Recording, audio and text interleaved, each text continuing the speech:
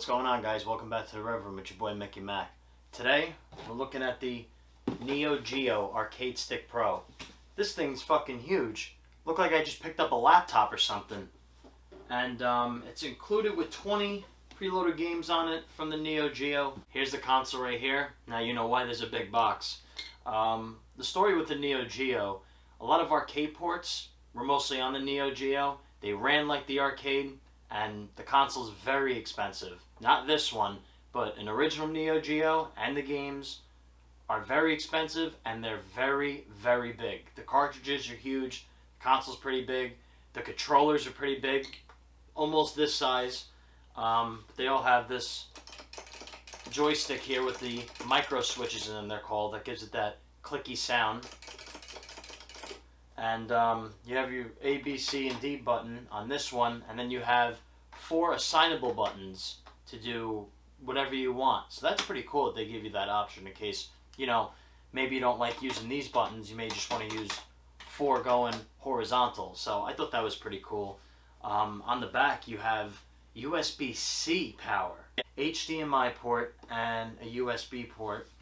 On the side here, you have your turbo button, options, select, start, and then you have assignable 1, 2, and 3 switches. They even have like a rubber plug on here on the bottom. You could take this off and get a screwdriver and unscrew it, and what that does is takes the joystick off. So you could switch out different joysticks for this thing. I left the original in. I never really saw a reason to take this one out. On the bottom here, you have a compartment with a USB wire hardwired in, so you could plug it into your computer and use this whole unit as a controller. That's what this is. This is not only a controller, but the actual console too. So yes, you're gonna have 2 wires coming out of here, this on your lap, playing it on the TV. Better make sure nobody's walking by. So now we're gonna throw this beast up on the TV, play some games, and see what it's all about. Let's go.